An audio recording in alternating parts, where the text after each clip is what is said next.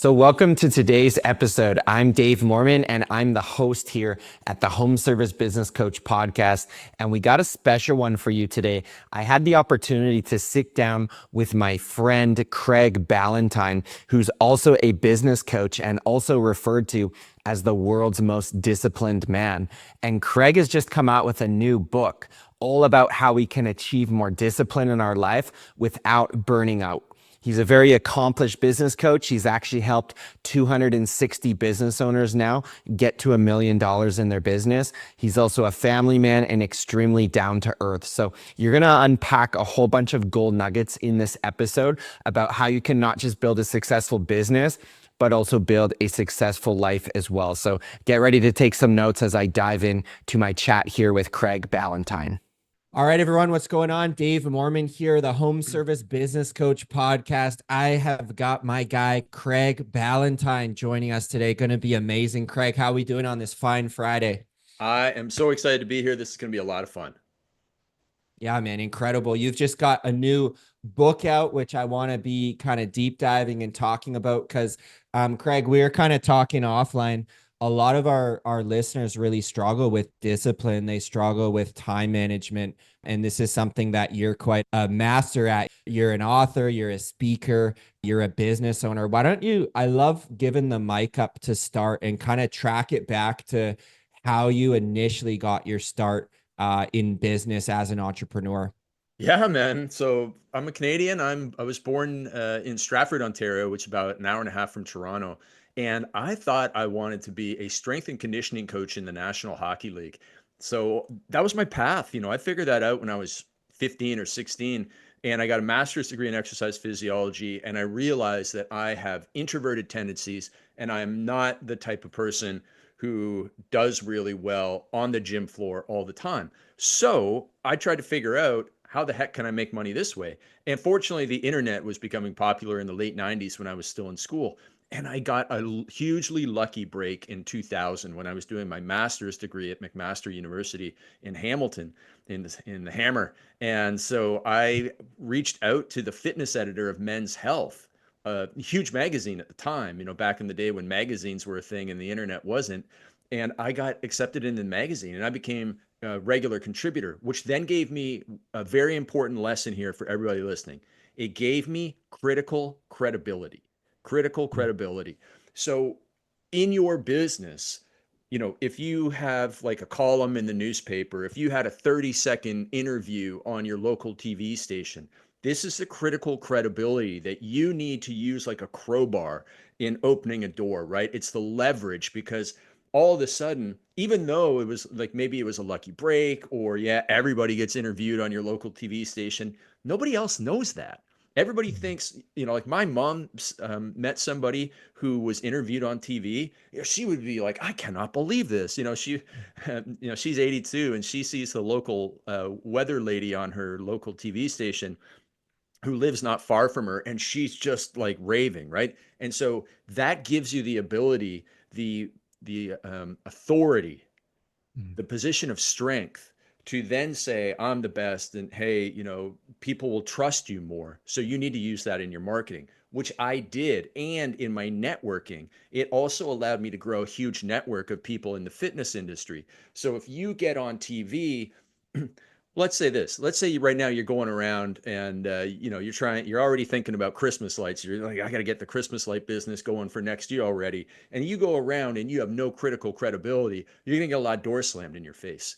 But if hey, I'm the Christmas light guy that got interviewed for 10 seconds last year on station 9 here, all of a sudden it's a game changer. And even if people didn't see you, you can say, hey, you might have seen me on TV last year. That can be your opening line. And this critical credibility is huge. So it can get you networking, it can get you business, all that sort of stuff. So I did that. Long story here. I That's did good. that. I did that for I used that to build my online fitness business. So I went from a personal trainer, and I was also fortunate that I was a personal trainer to Canada's richest men and women. So literally downtown Toronto in an area called Rosedale, where David Thompson, who at the time and was for a long time, maybe still is, Canada's richest man, the richest man in Canada. I was a personal trainer to him, Pat Quinn, when he was the coach of the Leafs. Amazing man. Oh man, that guy was so awesome. I know he had Vancouver roots. And Yeah. then Geddy Lee from Rush, like all these people came into this tiny little training studio where I was a trainer. So I was able to download a lot of great information from them. But I didn't want to be that personal trainer because I am relatively introverted by nature, even though I can bring decent You energy can to a turn it crowd. on. I can, Yeah. yeah, exactly. It's a performance sort of thing. And I get excited talking to people like you. So then I was able to take all of that and start selling programs on the internet. And you probably have listeners and watchers and viewers and fans and customers who were not even born on the day that I sold my first product on the internet, which was January 28th, 2001. And Wow. here's another lesson for everybody. I sold a Word document through PayPal. I didn't have a website. I didn't even make a PDF. I sold a Word document through PayPal and I sold it for 60 American dollars, which just like today in 2001, that was like 300 Canadian, you know? So it was like a big, big day for me. And it proved that I could do it. But the big lesson there is bootstrap, baby. Bootstrap. Do you need a fancy website to sell power washing? Do you need a fancy website to sell Christmas lights? Heck no. We live in Vancouver, not far from you. And my wife found our cleaner, I think through TaskRabbit or Craigslist. And her boyfriend is, he does the Christmas lights and he has a van that he drives around. He does a lot of odd jobs for us. And he has, he's got advertising on his van. So advertising for stuff. I don't know how much he gets paid for that. Probably not much, but and then as it gets closer to Christmas, he puts the sign up on his van that he does the Christmas lights thing. You just got to be like bootstrappy, man. You just Yeah. really Yeah. have to be bootstrappy. And in most cases, even in my business, where we run Facebook ads to videos that then book calls for our coaching program, if we try and make a fancy video, it generally doesn't work. The talking head videos, the walking down the street, the driving in the car videos, sometimes we put in a status item, but I don't actually have that many like I don't even own a watch. Yeah. The car is Yeah. my wife's. Like, and there's nothing Yeah. that I have that's actually statusy. So I rely on these kind of bootstrappy raw videos. And as long as you say the right things, that's how it's going to get you the sale. So the critical credibility plus the raw Yeah. action is in the bootstrapping is the way to go. So 2006, I hired a coach. So everybody that's hired you, you've done the right decision, because hiring a coach is going to be downloading somebody's information that they spent 15 years developing so that you can get it in 15 minutes or 15 hours at the most. It saves you a ton of time, shortcut to success. I hired my coach. He helped me launch my fitness business. And I built that business from 2006 to 2015 to multiple millions of dollars, selling a program called Turbulence Training, which again was the critical credibility from Men's Health Magazine was huge.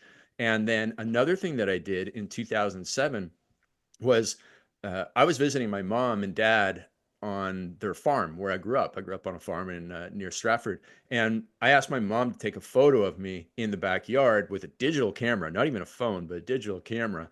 And the lighting just happened to be good. I didn't know anything about lighting, but the lighting was good, and it was a shirts off photo of me, doing an exercise. And I turned that photo into over $1 million of revenue, so multiple millions of Wow. dollars of publicity, because it was just such a great photo, and I plastered it everywhere, and it got ripped off by people putting it on their t-shirts and their exercise equipment and all this stuff.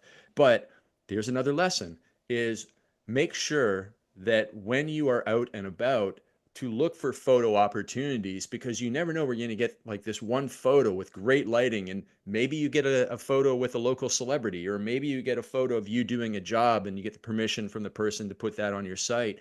But the more photos you have, if you have 1,000 photos, you have a much better chance of having one of those 7-figure or 6-figure photos that just works for some reason for your promotions, your websites, or your ads. If you have 1,000 photos, you have a much better chance than if you only have 11 photos. So you Sure. got, take that, make that content, and you never Yeah. know what's going to hit. And also, it doesn't cost you anything to do that. and, try it out everywhere. So had that photo, and grew that business. Now, along the way, a couple of things happened. In 2006, I had severe anxiety attacks, all self-inflicted, man, all self-inflicted. Nobody cried for me, because what I did was I was a binge drinker on the weekend, like a lot of Canadian boys are. And Yeah. you play hockey and drink beer, play hockey, doesn't matter which order, but that's what you do in a small town in Ontario. And so I took it a little too far. And because I was the personal trainer, the good boy during the week, but I was the binge drinker on Saturday, there was a level of hypocrisy in my life. And nobody likes to be a hypocrite, but I was. And that, that really built up anxiety. I was out of alignment in my life. And so that, combined with the fact that I didn't realize I needed to do something like journaling just to get the thoughts out of my head. As an introverted type of person, I kept a lot of my emotions inside, never shared them, never really communicated very much. And it's very much like, if anybody's ever tried to cram a whole bunch of junk into something and you just push down, push down, push down. The more you push down, you know, physics, there's going to be a reaction in the opposite way, and it blows up. And so I pushed it all down. Eventually, one day it blew up. 2006, January 1st, New Year's Day, bad hangover, and, just exhausted from the holidays, and exhausted from my hypocrisy. And I went to the emergency room in Toronto and said I was having a heart attack. Now, here's a lesson for you. If you ever go to a busy emergency room with like a sprained ankle or something, and you're like, I don't have time to wait here, just walk up and say you're having a heart attack, because they will take you to the back right away. Now, you'll have to do some explaining, but you'll at least get into the Yeah. back and get a doctor. So that was one thing, which then led me to creating systems in my business so that that didn't happen, and becoming more productive. And because I became more productive, people started putting their hand up and saying, how do you do this? How do you run multiple businesses? How are you growing online? How are you doing all this stuff? So I had my first business seminar in 2007. And I started coaching mostly people in the fitness world. But over the years, the reputation spread, the productivity reputation spread, and I started coaching entrepreneurs in all areas of life, from construction. We have clients that do $25 million a year in construction, manufacturing plants, all these types of things, $100 million tech companies, and then everything from like a $500,000 a year gym. So we have coaching clients in all that range, and they all come to us for systems. Systems on Right. how to be more productive, be a better leader, um, sales and marketing, hire and onboard, all those things that, when you're a technician and you start a business, hey, I just really like, doing renovations. Great. But Mhm. then if you want to grow, now you have to get good at leadership and delegation and admin and all that sort of stuff. And Yeah. unless you delegate it, your life kind of becomes heck. So we want to Yeah. avoid that, and we teach people how to do that. So I started in 2015. I wrote a book called The Perfect Day Formula. In 2018, I wrote a book called Unstoppable, which was the how to overcome anxiety. In 2019, The Perfect Week Formula. And then between 2019 and now, we were just heavy into the coaching. And then in 2020, late 2023, I saw a disturbing trend in all these people trying to be more disciplined, that it made me go and write the new book, The Dark Side of Discipline. Wow. Dude, we're 240 episodes in. That might be the most thorough opening up of like where you started to where we are today. So I appreciate that. And I also love that you paused to drop the lessons on the listeners, because we've been buddies on Instagram for a while. There's things you said there I didn't even know, man, that we actually share a fair bit in common. I'm actually introverted myself. I grew up on a farm in Brantford, man, believe it or not. Brantford. Yeah, I have I Brantford. have I have relatives who have farms out there. Yeah, and I feel like I've learned a lot from you in my coaching journey as I've been getting going. You were one of the first accounts I followed, and I'll tell you why, man, is because I look up to and respect entrepreneurs who don't value, like maybe you did one day, the hustle grind culture, go go go, but you're like max family man. I don't own a watch either. My wife's got the car. Like we're not generally very materialistic people, but I think we share the same values, that it's family first and the business runs around the family and what Craig wants to do. So that's the first place I'd love to attack in on, man. Is you've coached longer than I have. You've seen relationships, marriages, health fall apart from clients or people just watching what you're doing. So how would you answer the question, how does Craig actually juggle these multiple businesses and have a family life and stay in shape? Do you got any? I just want to give you the mic and hear your take on that. Yeah, that's a great question. And so for me, it's really knowing what I'm good at and quickly identifying what I'm bad at. And also, I just didn't even learn a lot of things that people get busy with. So I couldn't edit video to save my life. I couldn't update a website to save my life. Like when I was coaching the fitness entrepreneurs from about 2007 to 2015, where we were heavy in coaching fitness people, we had a lot of people with a lot of great ideas come into our coaching program. And you could just systematically go, that person is going to struggle, that person's going to struggle, that person, I've got to, I'd bet on them. And the people that would struggle knew the most about technology. It Wow. was like they knew how to update the website. And because they knew how to update the website, they did it. And when if you're updating the website, what are you not doing? You're not selling. So, what I realized was there's very little stuff that only I can do and only I should be doing in the business. And I need to see where the business is going. I need to understand how to sell the products, and I need to create some of them, but I don't need to create all of them. I don't create all the things that we sell these days.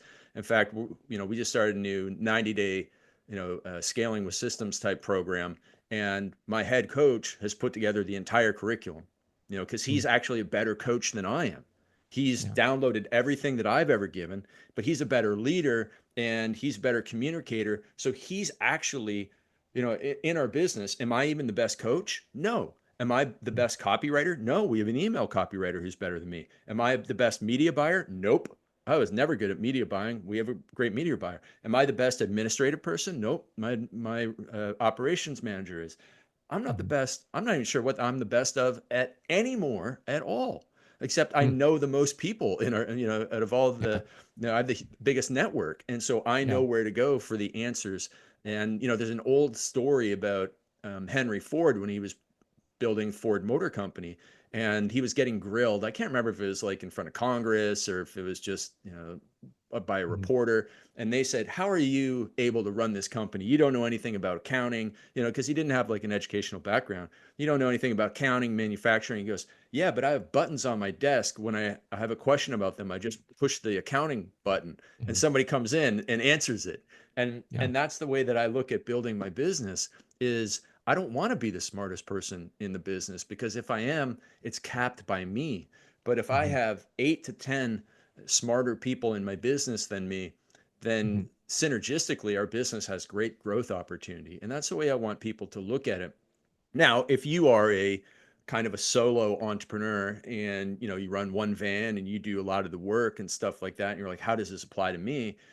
But you want growth, well, this is the greatest day and age to be alive, because you can go to websites like upwork.com, you can go to fiverr.com, you can go to assistantly.com, and each of these are businesses that go out and find people with specialities who can be your bookkeeper, who can be the type of person who edits your videos for your website or for your social media. They can, these people can upload your social media. They can do outbound messaging to your leads. They can even call your leads. We even have, through this Assistantly company, a full-time salesperson. It's a woman from the Philippines who works overnight, and she just closed her first $20,000 coaching sale. Let's go. It's unbelievable. My friend Wow.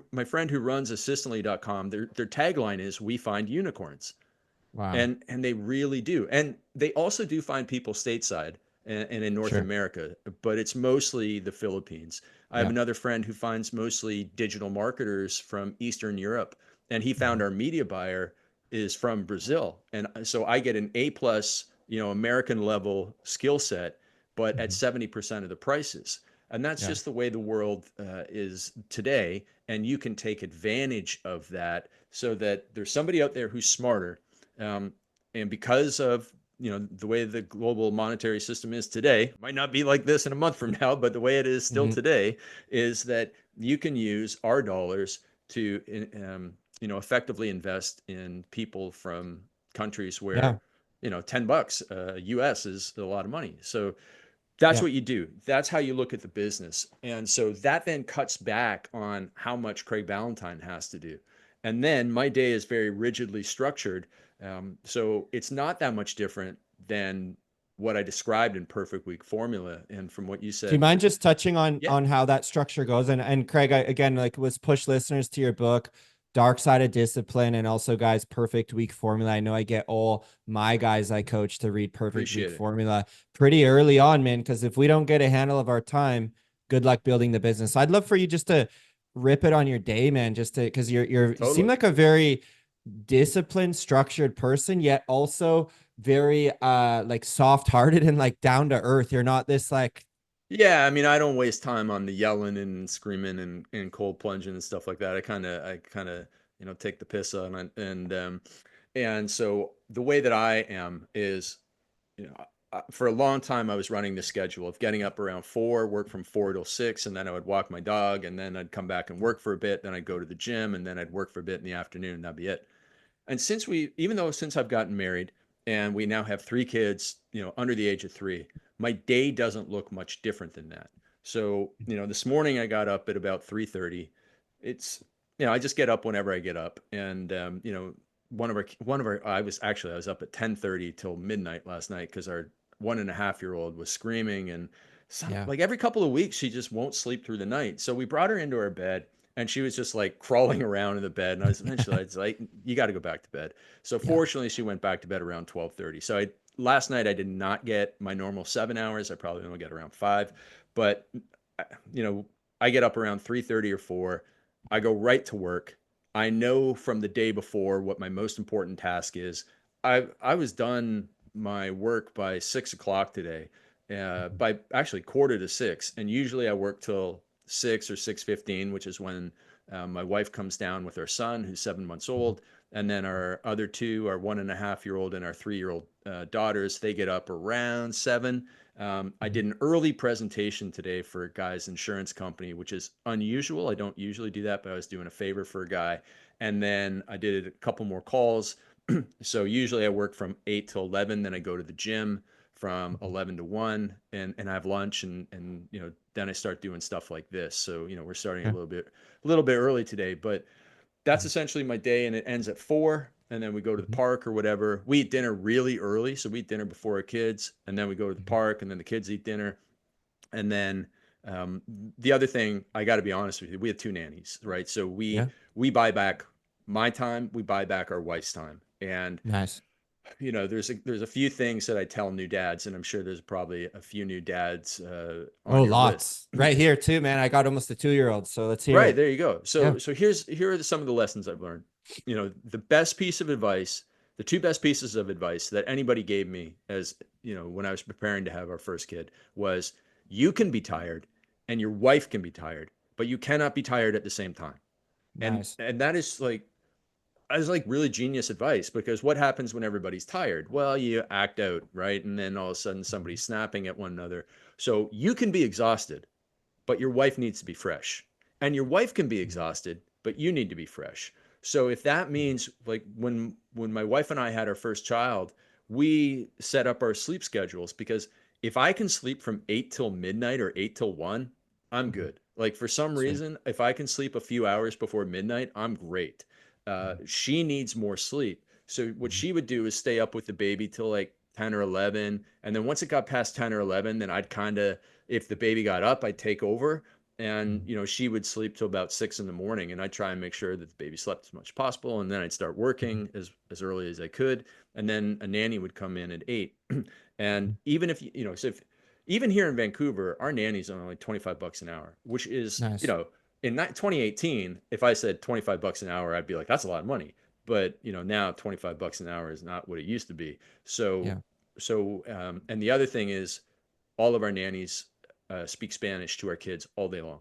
Amazing. So our 3-year-old is as bilingual as you will find any kid to be. It's really amazing. She can switch from Spanish to English just like that. Like, she won't talk Spanish to us, and she won't talk Right. English to the nannies. It's really cool.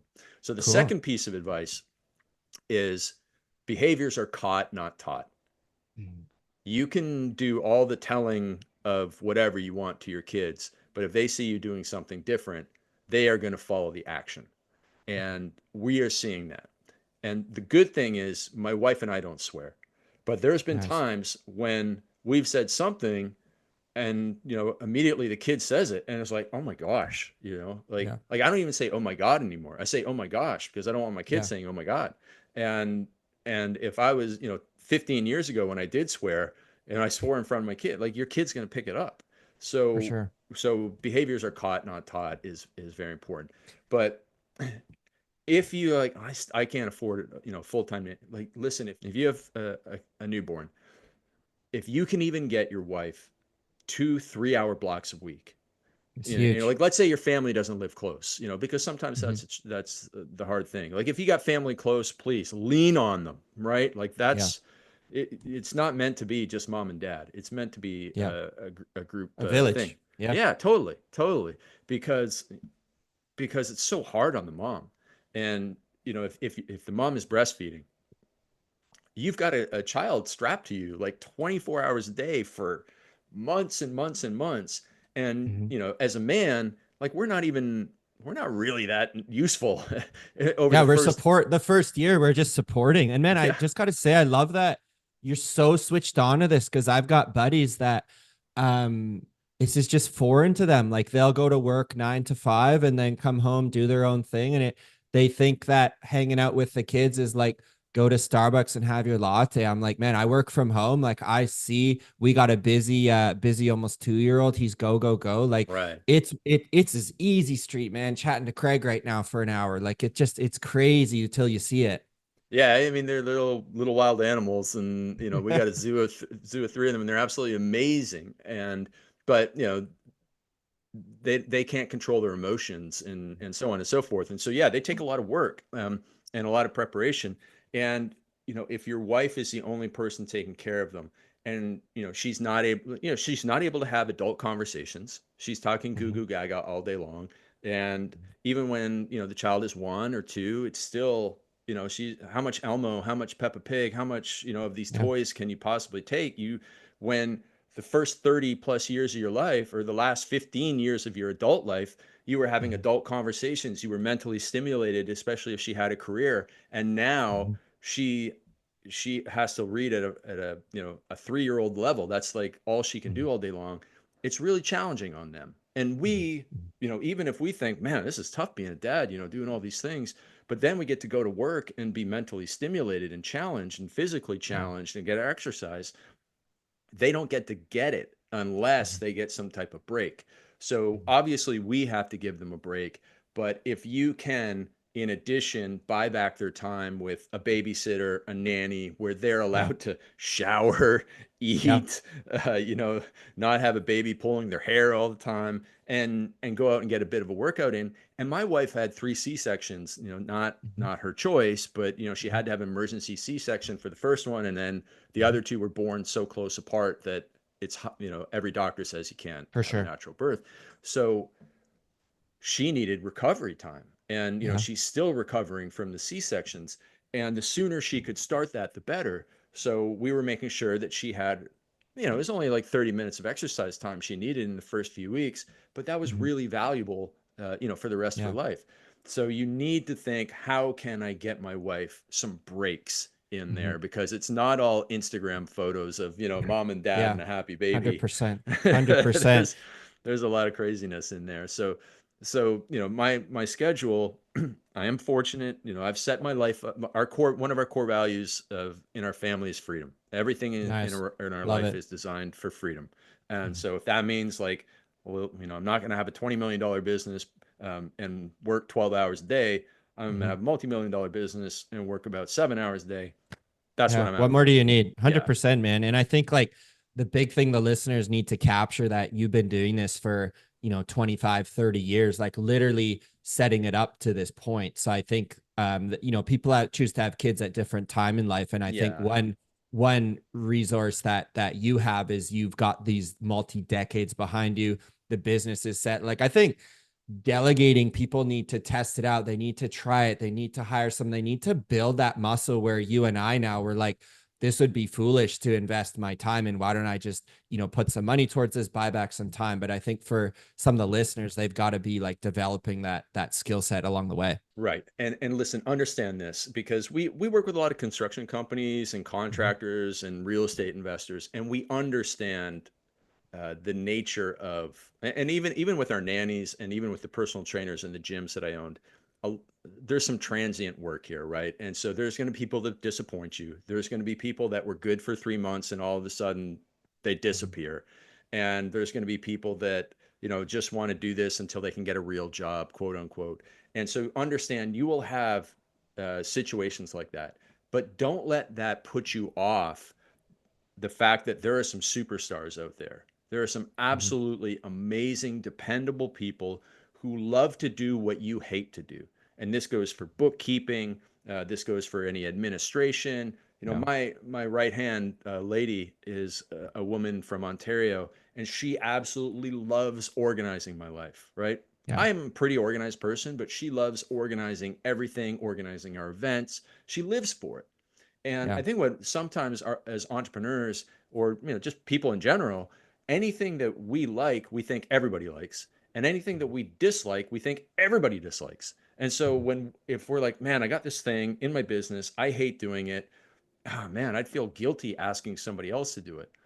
But the thing is, some people like cleaning houses. I Yeah. don't, but some people do.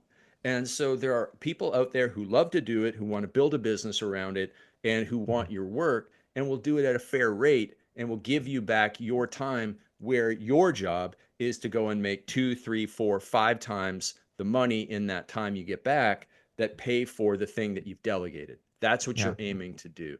And and so great advice. Get started early and often on the delegation thing. Mhm. And again, in this day and age, I'm sure most of the people here are familiar with it, but between Craigslist and TaskRabbit, you can Mhm. find anybody to do anything. Anything. It's Yeah. unbelievable what people will do. And Yeah. then on the digital side, Upwork, Fiverr, and Assistantly, you can find people to do anything. It's Yeah. amazing. No, man, that's so well said. And it is an incredible time we're living through to build a business. Hey everyone, little break in the show for you. I want to tell you about our brand new HSBC Accelerator program. And our team's so excited about this because this is a specific program for the smaller businesses not quite ready for our scaling blueprint coaching program. So if right now you own a home service business and your revenue is between $0 and $20,000 per month, the accelerator program is going to be a great fit for you. And when you come in and join us, we're going to start you in our marketing mastery module. And that is literally an A to Z breakdown of how I generated over 11,000 leads with my very own exterior cleaning company, which has recently been acquired. And so that's where we're going to start. It's going to be all marketing for your business for the first month. And we're going to layer in coaching calls as well as community with these templated systems that you'll get your hands on. So I'll leave you with this. We are promoting this new program for our first founding members. We're giving a pretty sweet deal too. So you can go ahead and check out the link below. And I look forward to seeing you on the inside of the accelerator program. Two last things, man, I want to hit on, and they're big topics. I want to end talking about your book, but the one thing I'd love your take on is I think there's a lot of wisdom you coming through on just how you're speaking. I want to hear. We got a lot of guys in our program and just listening to this podcast on YouTube. The buzzword of AI, man. What are you seeing as far as that shaking up? You work with a lot of local small businesses, even in the online space, man. You were early to Instagram. You got a big following behind you, Yeah. man. Like you've seen these trends. I don't think AI is a trend as much as it's a shift, but how do you see that shaking up the average business who's listening right now? So I'm not a believer that AI in the next year or so is going to replace good content and copywriters. So in my world, we write these ads, and ads are written by copywriters, or emails that go out to our list are written by copywriters. There still isn't an AI good enough to Mhm. that's writing this stuff better than a good copywriter. Now, if you're a bad copywriter, bad writer, and have no time, it can do the job for you, but it's not generating contrarian, amazing ideas. So if you feed it a bunch of crap, it's going to spit out a bunch of crap. The funny thing is, right before this call, I'm trying to name a new program.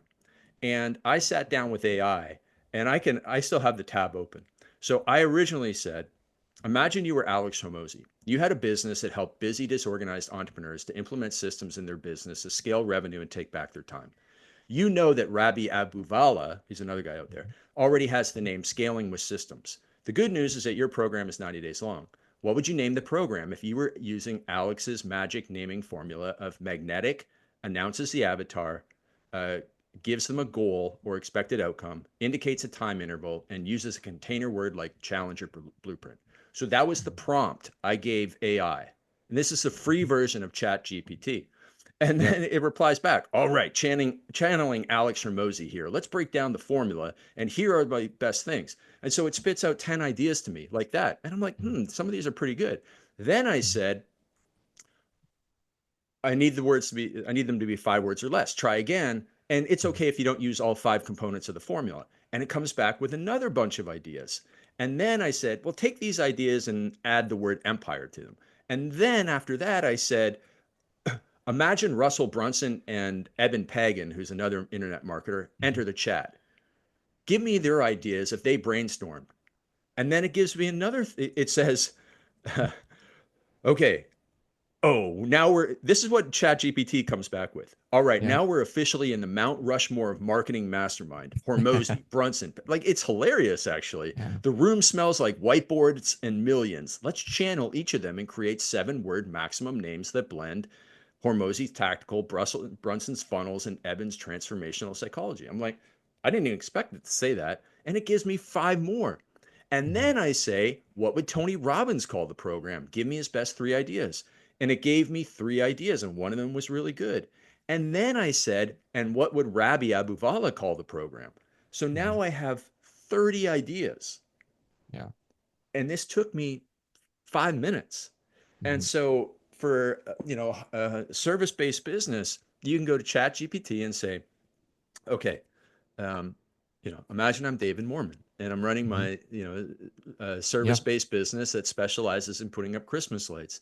It's April now, and I want to get a head start on the competition, and I want to start promoting this as a Christmas in July promo where there's a discount.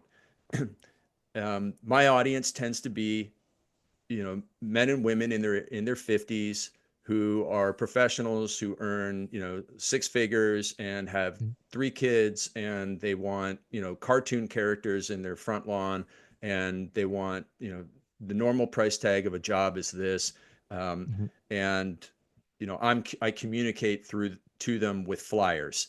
Give me 7 headlines that will catch their attention about the $100 discount, and the deadline is this date, and it will spit out ideas for you. Yeah. And you could even, you could say, imagine you're a copywriter like David Ogilvy, or imagine you're a copywriter like Alex. And so you can get it to role play.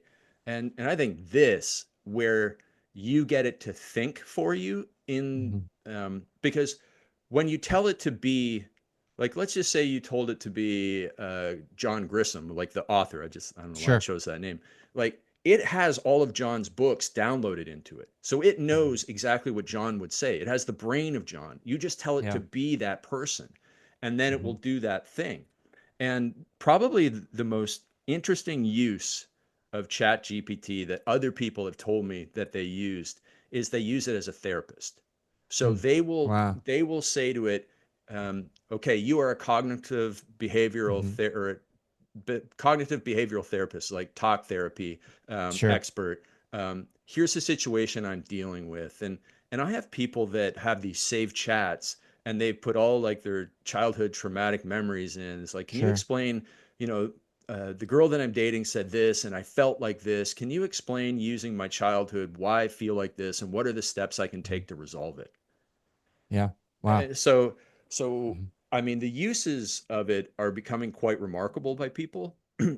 So that's what I think it'll do, is it'll give you ideas and stuff like that. Yeah. I don't use it very much, so I'm not an expert in it. I just know, No, and I it's know a cool. lot of people create content with it. Our book cover came from AI. Very So cool. So I had some lame ideas and I gave it to my book coach and he went Mhm. to AI and he started playing around with like Dark Side of the Moon and then an Mhm. eclipse and he gave me a rough one and then we went to a company called 99 Designs, which Yeah. is, you pay like a few hundred or $1,000 and it goes out to all these artists and designers and they submit, and we got 50 submissions and you choose one and the winner gets all the money, I think, or maybe Yeah, the that's top great. three or something.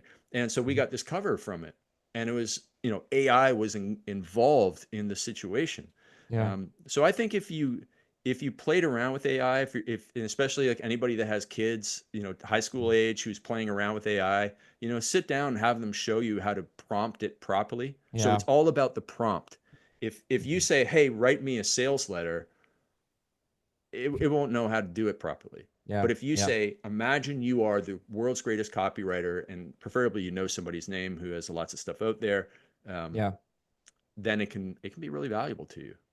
No, man, it's so well said. I was listening to a talk literally yesterday. This big tech guy, he was saying that the most lucrative careers for young people will actually be those that ask the best questions, exactly what you're saying, like into Hmm. the AI function. Cause yeah, if your inputs are pretty solid, it could crank out something awesome. But I do think in the coaching space, man, where we are, I think it'll put more of a premium on, like, I know you do in-person masterminds, and I think it will make more of a premium effort when it comes to coaching and getting that access, because we're seeing even course creators now, AI themselves and charge their audience, $97 a month so we could get Sure. all Craig's answers. And it's just like, it sounds kind of cool, but like if I want Craig, I want to get Craig, right? And it's just like, I think a I lot of look at that every stuff I in look at time. every answer I write to a client and I think, how on earth could an AI possibly come up with this? Because I'm usually like connecting somebody, and it's like Yeah. it's all in my head in a way.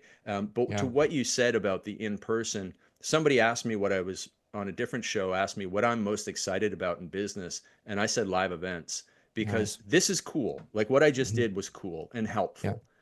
But the deeper we go into this, the more disconnected we'll get, and people are already disconnected from the last 5 years of zaniness, and then so much of the Instagrams and stuff like that. And when we have 3 events per year, and we're Mhm. actually having one in Vancouver September 18th and Nice. 19th, and we have, they're only 50 people, but the connection you make at one of them Mhm. right now, and I'm not going to say never because there's some crazy stuff on the way, but right now there's nothing that can replace a face-to-face meeting, and I think Yeah. everybody understands that. 100%. 100%. Well, man, let's wrap with your book. I want to deep dive that a little bit. We'll link it all up in the show notes and on YouTube along with Perfect Week Formula. But what can really the reader stand to gain? Because I was going through it the last couple weeks. You've got some great views in there, man. And I even think how you structured the book, man, feeds into a core value of just simplicity and not, this isn't a 1,100 page thesis, right? I wouldn't mind just you kind of touching on some of the ins and outs so that a listener can hit the link, and if there's any offer to of like, hey, listeners, go over here. Tell us a bit about the book, man. Yeah, absolutely. So I wrote the book because I started seeing people doing so much stuff, so many discipline challenges, 100 push-ups in 100 days, read a book a week, all this stuff. And it came at the expense of them actually doing the work that they're supposed to be doing, right? And then for some of my friends, it actually came at the expense of their families. So I saw a guy do a fitness challenge twice, and when he was done the second time, his wife walked out on him with the kids. And so now, like, great, you got all these internet strangers thinking that you're super disciplined, but you get to see your kids once every 2 weeks. Well, I ain't making that trade. And so when I saw that happen to one of my friends, I'm like, I got to stand up and yell from the mountaintops that you can't go too far down that road. Discipline was my savior, it got me out of binge drinking. But then there's a fine line that you can cross where you go too far. And all of a sudden, all your time is used up training for an ultra marathon because nobody runs marathons anymore. You're a wussy if you just run a marathon. You got to run an ultra marathon. It's just so ridiculous these days. And when that happens, you can really lose what really matters to you. So the big thing that we want to teach people is step back and really think about your life. Identify the level 10 problem in your life, and then look at what level of effort are you putting into that. So let's say that you've been married for 20 years and you got two kids that are 12 and 10 years old, and really your wife and you are now just Uber drivers taking the kids here, there, and everywhere. You get no time with your wife and your marriage is going cold. That's a level 10 problem. Now, unfortunately, what most people do is they go, well, I'm going to go and start training for a triathlon. How on Yeah. earth does that help? That doesn't do anything. You're putting a level 0 into your level 10 problem. And the truth is, unless you put a level 10 effort into your level 10 problem, you're not disciplined. Everything else is just entertainment. So what we Yeah. teach people to do is, all right, listen, if you've got this level 10 problem, and it might be around your marriage, it might be around your business, it might be around some credit card debt you have, it might be around some home renovations that are going wrong, it might be around your own health. Like, what's your level 10 problem that when you wake up on a bad day, you start thinking about it? Write that down. Then write down and be honest with yourself. What level of effort are you putting into that problem? 6, 4, 8. Be honest. If it's not a 10, it means there's more you can do. So next, write down 10 bullet points on what would it look like for you to put a level 10 effort into your level 10 problem. If getting clients into your business is, right now it's really slow, that's a big problem. What would it look like? Well, you know what? I would do flyers. I would door knock. I would, call my old clients and ask for referrals. I would call my old clients and offer them a discount. I would get started marketing Christmas lights now, even though it's crazy early. Like, these are all the things that would make it a level 10. Okay. You know what? There's a few of those that I could do right now, because I think most people are just, they never think about it because it's kind of scary. So that's one Yeah. of the big things that we get in there. And then also talking about the effortless discipline systems. I used to be a binge drinker, a binge eater, binge watcher of TV, all the bad habits, and I kicked them to the curb because it's really just 3 simple steps. Elimination. You make the bad habit as hard as possible to do. So when I was a binge drinker who didn't want to be a binge drinker, I eliminated alcohol from my house.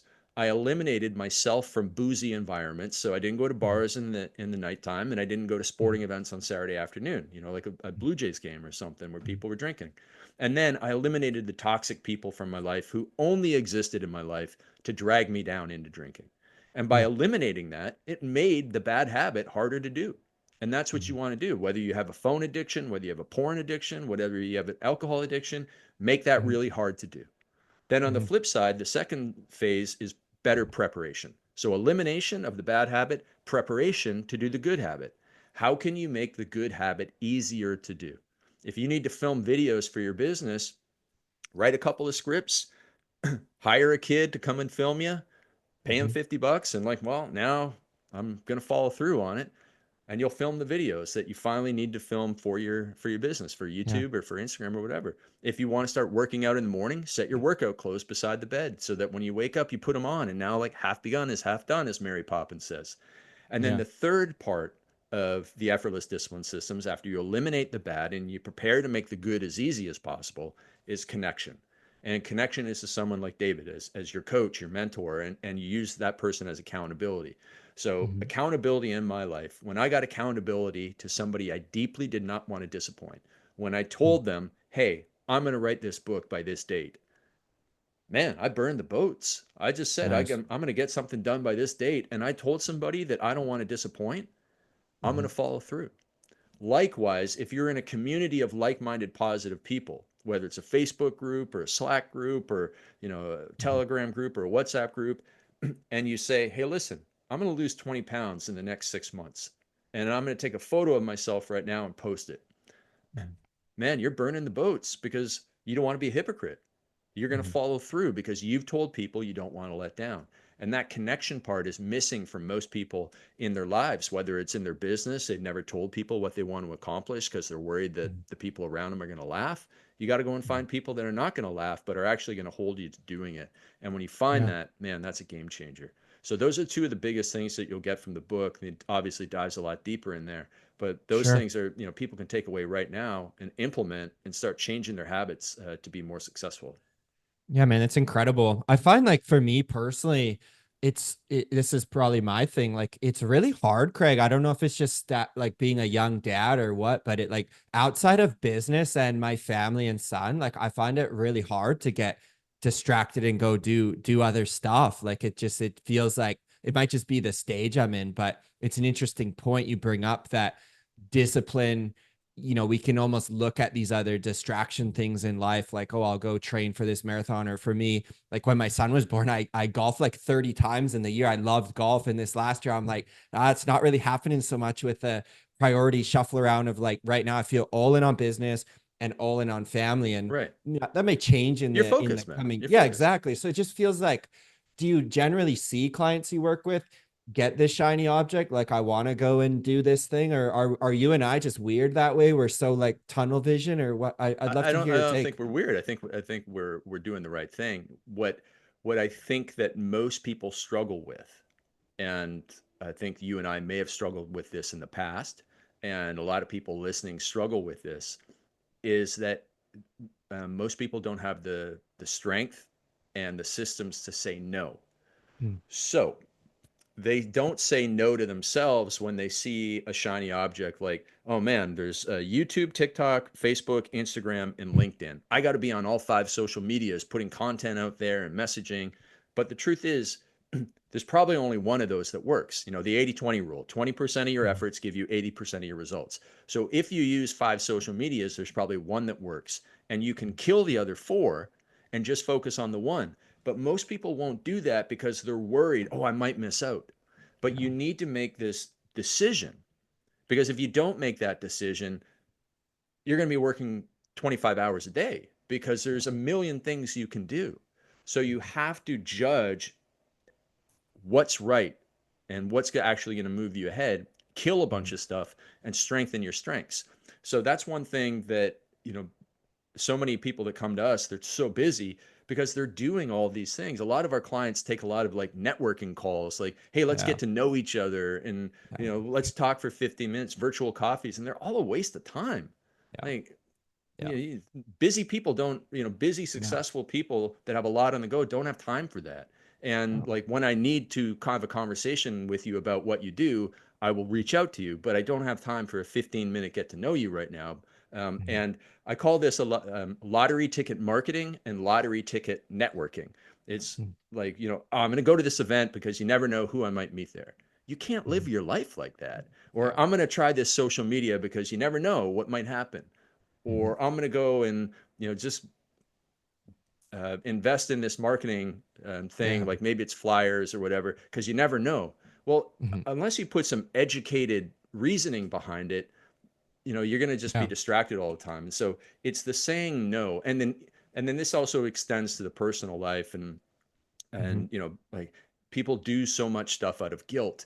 But if you have boundaries, like, I'm sure people ask you to play golf, but you're like, no, I'm not. Yeah. And Yeah. most people will be like, oh man, I don't want to say no to these guys for whatever Mhm. reason. And you say yes to the good, it's fine to play Mhm. golf, but Mhm. you're saying no to the great, which is your family. And again, most people they just Yeah. don't have the systems for saying no tactfully because they worry about what the other person's going to think. Yeah, man, it's so well said. I just crossed 400 days of not going on a coffee date, so I'm trying to keep her going That's because hilarious. you know how it I've is never in heard of such a DMs. streak. Yeah, can we get a coffee? Can we get a lunch? Can we? As Sure. much as I'd love to say, yeah, like you need to be disciplined. Yeah. The last thing, man, I'll hear from you. I think actually, like hearing you talk, my struggle is almost this addiction to like achievement or hitting my goals. And that's always been a way as a kid, as a teenager, like when I'm like, I want to do this thing, put on the vision board and it gets done. But how do you find, like for me with a business, there's always something that could get done. There's Sure. always a mess. Like, how do you just shut it down and be like, I got to put my phone upside down, Craig, sometimes airplane mode, but I'll still be like, I got 5 minutes to just like see my views on the last YouTube video. How do you like, as well, I'll finish and we'll wrap. How do you justify in your mind, like, just like, this is a hard boundary? I think it comes with wisdom and age, and as you start to see what is worthless and what's not, right? So Mm. so I don't watch sports anymore. I mean, I'd love to watch sports, but I just don't have room for it in my life. And I know the Masters is on this weekend, and at my barber, I saw that Ovechkin, scored more goals than Gretzky, but Yeah. none of that stuff matters. Like when I'm 85 years old, whether or not I watch, the Super Bowl, I'm not going to be thinking about that. I'm going to be thinking about, did I spend enough time with my kids? Did I do the right Yeah. thing to make sure that my kids had the right life? And Mhm. when you put yourself in like, okay, is this going to matter in 20 years from now? That helps you figure out Yeah. the decisions about how to use your limited time. And for me, it's probably much better for me to go for a 10-minute walk outside, um, with no electronics and no audiobooks and nothing in my head and nothing in my hands. That's going to be more beneficial for me in the long run than checking stats that, Yeah. can be checked once every quarter or something like that. So I really encourage people to put as much distance between themselves and the noise as much Yeah. as you can, and get some thinking time, because that's one of the problems that I try and outline in the dark side of discipline, that most people wake up and they choose their path for the day and for the next 3 or 4 months from what they see on social media. They see somebody cold plunging, oh, I got to go and do that. Well, but you're starting with the wrong orientation, and you're very reactive to it, and it's taking you down dangerous detours. You got to step back and do the hardest thing of all, which is think. This is exactly what I want my life to look like. And now I can run every decision through, is this getting me closer to what I want my life to look like, or is this a dangerous detour? Right? Nice. I want my wife to have and I to have an amazing marriage. I want my kids to spend a lot of time with me. I want to download amazing lessons to them. Um, and then somebody says, "Hey, you want to watch the final round of the Masters on Sunday over at my house?" Well, I don't see how that fixes any of my Yeah. problems, so I got to say no to that and Yeah. move on. And also, it just consumes way less brain power than, like figuring out who's playing who and following politics. Like, most people, everybody knows, like within an hour of, they probably need about 10 minutes of knowing politics in order to know who they're going to vote for. In fact, you Sure. don't even know, you need to know any. Like all my American friends, I could have told them 4 years ago who they were voting for. And Yeah. yet in the last 4 years, how many hours of news have they consumed when they Yeah. already knew who they were voting for? So what was Yeah. it? Entertainment and distraction. So identify what's entertainment and distraction in your world Yeah. and what's not. And then just, you have to be able to resist the temptation, like, okay, well, I'm not going to check my YouTube stats. That gives me back 5 or 10 minutes. So I Yeah. guess I could go and check these others. No, you can't. You'd say you need to have something to fill the void. So Mhm. if you have 15 minutes that opens up free, what should you be doing in that time? And you have like, I should go for a walk. I should Mhm. go and sit on the couch and stare into space, which is better than going on social media.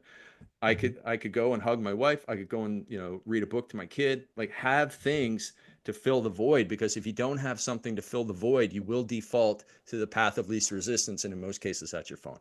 So good, man. My pastor was saying at church that once you be cross your 70s into later years in life, you will have spent 14 years of those 70 staring at your mobile on social media. And that was like, oh, 14 years, Craig. Can you imagine what you could relive your whole childhood for that? So I'm not saying never be on this stuff, but exactly to your point, man, just check yourself before it just becomes this Pavlovian response of checking IG, 64 times a day. It's very That's insane. dangerous. Yeah. It's crazy. Yeah, just crazy.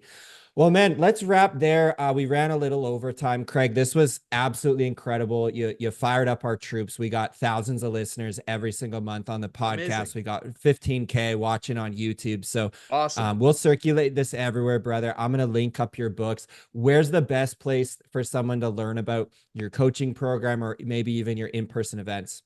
Yeah, absolutely. So hit me up on Instagram at real Craig Ballantyne. Spend maybe one of your 14 years there, one day of your 14 years there, Instagramming me. Go to darksideofdiscipline.com to get the book, or Amazon, and get the audiobook is awesome. And then, if you're ever interested in breaking your streak of coffee dates, there's a place called Grounds for Coffee with the best cinnamon buns in Vancouver, in my neighborhood. So I'm not coming to your neighborhood, but if you're ever in mine, I will, I'll take you out for coffee. Dude, those cinnamon buns are actually amazing. My wife and I went there years ago, so thanks I for know, it's like reminding me. famous. When we tell people where we live, they go, "Oh, by the cinnamon bun place." I'm like, "How did you know about that?" Yeah, it's That's interesting. so funny. Appreciate you, brother. Take care, Craig. All right, talk soon.